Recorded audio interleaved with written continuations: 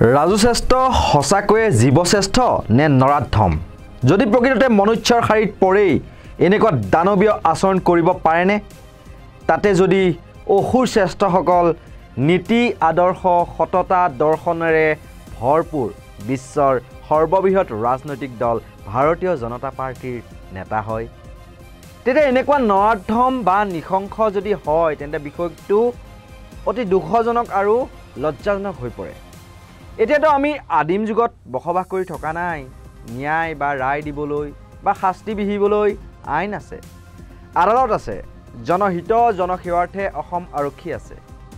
তেনে ক্ষেত্ৰত আকৌ মানুহবোৰৰ অধৈৰ্য হৈ উৰহৰ খং ভগাধাৰিত কোবোৱাৰ দৰে মৰেল পুলিচিঙত জড়িত হৈ আদিম যুগলৈ কিয় উভতিব খুজিছে? এইবোৰ কথা কিয় কৈ আছোঁ আপোনালোকে নিশ্চয় গম পাইছে। সৰু পথাৰৰ গেলাবিলৰ বৰ মৰেল পুলিচিঙৰ ঘটনাই জোকাৰি গৈছে সমগ্ৰ ৰাজ্য। সামান্য মোবাইল চুৰিৰ অভিযোগত দুই নাবালকক গুৰকৈ প্ৰহাৰ কৰি ভোট জলকীয়া আৰু নিমখ সানি দিয়াৰ লগতে উতলা গৰম পানী গাত ঢালি দিছিল। মৰেল পুলিচিঙৰ ঘটনাৰ সৈতে জড়িত থকাৰ অভিযোগত প্ৰথমে কমল গগৈ নামৰ অভিযুক্ত এজনক বৰপথাৰ আৰক্ষীয়ে গ্ৰেপ্তাৰ কৰিছিল।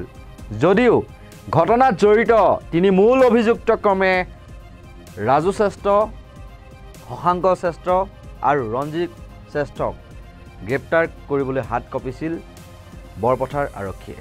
তিনিও সম্বন্ধত ভাই ককাই। ইয়াৰে শশাংক শ্ৰেষ্ঠ আছু নেতা, ৰাজু শ্ৰেষ্ঠ বিজেপি নেতা আৰু আনজন চৰকাৰী চাকৰিয়াল। ঘটনাৰ ৪৮ ঘণ্টা উকলি যোৱাৰ পাছতো মূল দোষীক কৰায়ত্ব কৰাত ব্যৰ্থ হৈছিল বৰপথাৰ আৰক্ষী।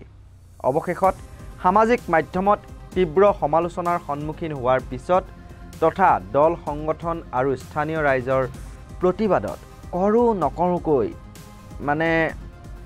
ৰাজু শ্ৰেষ্ঠক আটক কৰিলে বৰপথাৰ আৰক্ষীয়ে। এতিয়াও মুকলি আকাশৰ তলত ৰঞ্জিত শ্ৰেষ্ঠ আৰু শশাংক শ্ৰেষ্ঠ। বাতৰি পৰিৱেশন কৰাৰ সময়লৈকে এই দুজনক আটক কৰাৰ খবৰ আমি লাভ কৰা নাই। মুখ্যমন্ত্ৰীৰ সৈতে ফটো উঠা তথা শাসকীয় বিজেপি দলৰ নেতা হোৱাৰ বাবেই তথা সৰুপথাৰ সমষ্টিৰ বিধায়ক বিশ্বজিৎ ফুকনৰ ঘনিষ্ঠ বুলিয়েই আৰক্ষীয়ে সাহস কৰা নাছিল নেকি গ্ৰেপ্তাৰ কৰিবলৈ ৰাজু শ্ৰেষ্ঠক বা অন্য তিনি শ্ৰেষ্ঠ গেঙক?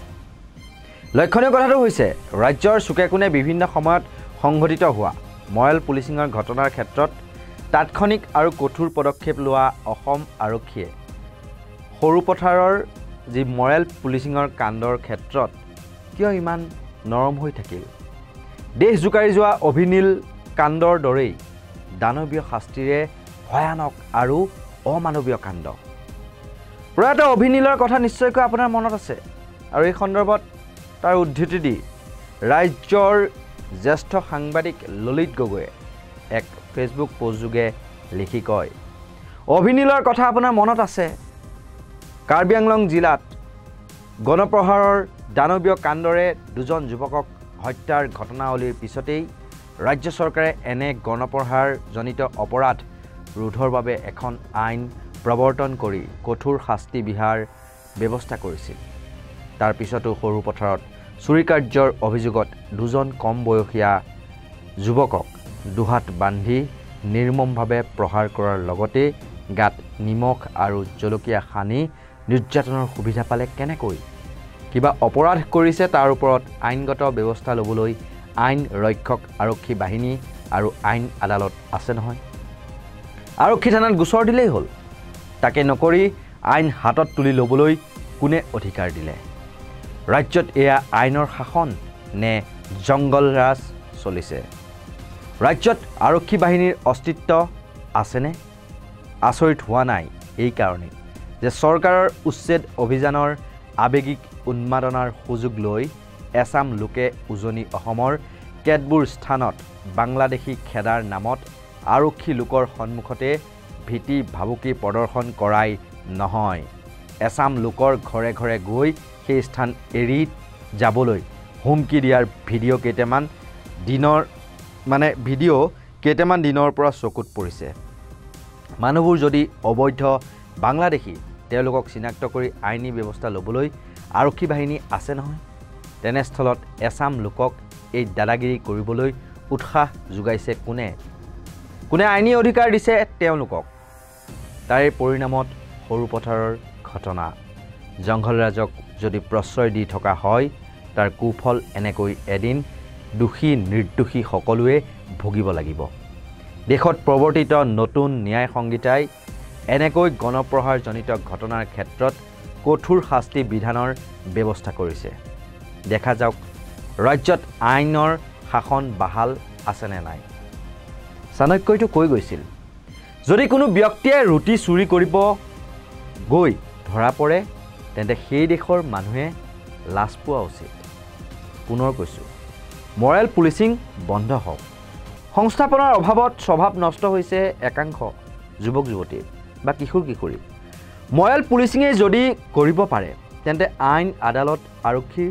প্ৰয়োজন ক'ত এই আধুনিক সমাজ ব্যৱস্থাত লক্ষণীয় কথাটো হ'ল দেশ তথা ৰাজ্যত কঠোৰ আইন ব্যৱস্থা প্ৰণয়ন হোৱাৰ পাছতো শাসক পক্ষৰ এছাম উদণ্ডই জংঘলৰাজৰ সূচনা কৰা এনে পৈশাচিক কাণ্ড কিয় কঠোৰ হাতেৰে দমন কৰিব নোৱাৰে আৰক্ষীয়ে নে শাসকীয় পক্ষৰ ৰঙা চকু দেখি থমকি যায় আৰক্ষী এই প্ৰতিবেদন প্ৰস্তুত কৰি উলিওৱাত সহায় সহযোগিতা আগবঢ়ালে গোলাঘাট জিলাৰ আমাৰ সাংবাদিক উত্তম শৰ্মাই এনেকুৱা ধৰণৰ সত্য নিৰপেক্ষ নিৰ্ভীক যিসমূহ বিশ্লেষণ তাৰ বাবে আপোনালোকে চাই থাকিব নৰ্থ ইষ্ট নাও আৰু যদিহে আপোনালোকে ইউটিউবত চাই আছে তেতিয়াহ'লে আমাৰ নৰ্থ ইষ্ট নাও ইউটিউব চেনেলটো ছাবস্ক্ৰাইব কৰি দিবলৈ নাপাহৰিব আৰু যদিহে আপোনালোকে ফেচবুকত চাই আছে তেতিয়াহ'লে নৰ্থ ইষ্ট নাও ভিডিঅ' আৰু এনি নাও নিউজ যি দুটা ফেচবুক পেজ সেই দুটা আপোনালোকে ফ'ল' কৰি দিবলৈ নাপাহৰিব আৰু আমাৰ এই ভিডিঅ'টো চাই কেনে পালে সেয়া কমেণ্ট ছেকশ্যনত জনাবলৈ নাপাহৰিব চাই থাকিব নৰ্থ ইষ্ট নাও ধন্যবাদ